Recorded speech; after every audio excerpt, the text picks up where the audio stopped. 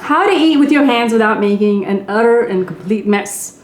I'm Urvashi, my blog is TwoSleevers.com, and I'm going to show you how to eat Indian food with your hands, but it is something that you can also apply to Ethiopian food. So people look at this and they go, yeah, I don't know if I want to do this. And then there are other people who go, I know how to do this, and they're going to take a chapati. I have a video on how to make chapatis, and they're going to put everything in there and roll it up.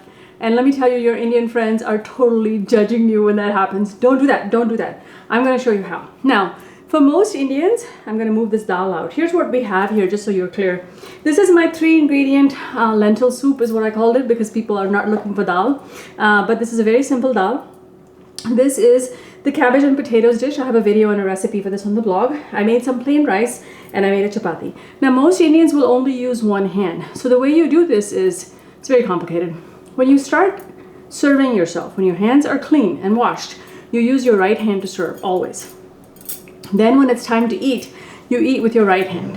When your right hand has food on it, if you need to serve yourself, you're going to use your clean left hand at that point, okay? Now this varies by region, but this is what you're going to do. You're going to use one hand to tear off a little bit of this. One of the things you really want to be careful is you're not trying to get your whole hand dirty. If you do this right, only the tips of your fingers will have food.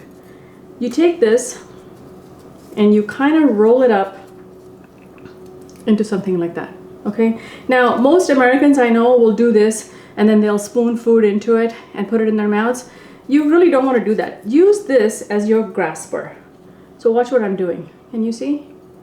I'm picking this up like this. And then when you put it in your mouth, be very careful to not get your entire fingers in your mouth, okay? Watch me. My tongue did not, oh my God, that was good.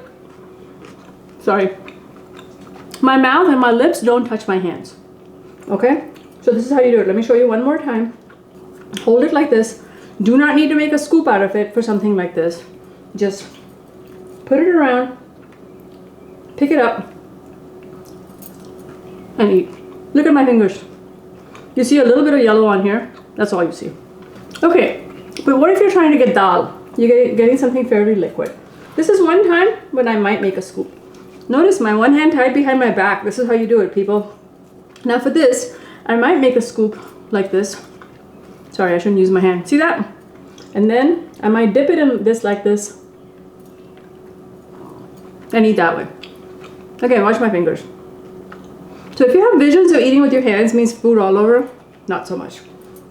Okay, so this was the easy version, right? Let me show you the scoop again. Now some North Indians, for example, my mother was North Indian, they do hold the chapati down and pull it like this, okay? And that's perfectly acceptable to do. And until you learn your way around, you might want to do that. But again, for liquids, make a scoop, dip it in, and eat. Okay, so that's great if you're doing slightly solid things. How about rice? So let me tell you something. One of the acts of love that most parents do for their children when they're little is that they mix their food for them. 2 reasons for doing this. You know, it's like kind of like chopping up your baby food in little bits. But there are 2 reasons we do this. One is because when you mix food like that together, your hands squish it down and the flavors meld better. So most of us feel like food does not taste the same when eaten with a spoon versus eaten with your hands.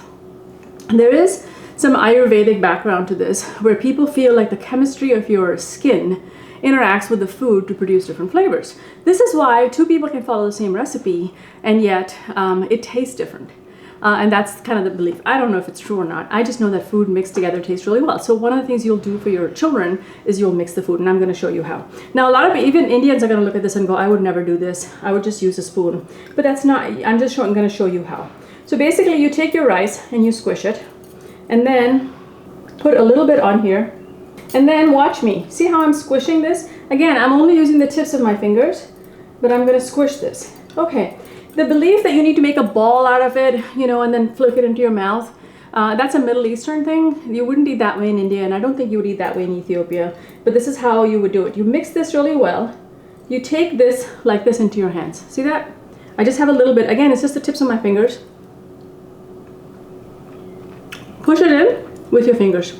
Okay? Again, don't get your whole hand dirty, even when I'm eating liquids like this. That's it. So, no excuse for making burritos out of Indian food next time.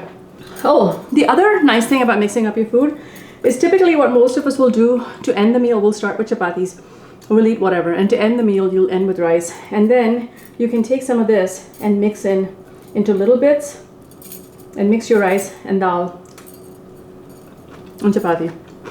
I was a little messy there, but see, one hand is totally clean. If I want more food, I'm going to use my left hand. Other than that, it's just the tips of my fingers, and then you wash your hands afterwards. So I want you to run out. No, well, it's quarantine right now, but once it's safe, run out, go to an Indian restaurant, eat with your hands, and impress everybody, including yourself. I'm Urvashi. My blog is TwoSleevers.com. I hope that was helpful. Thank you for watching.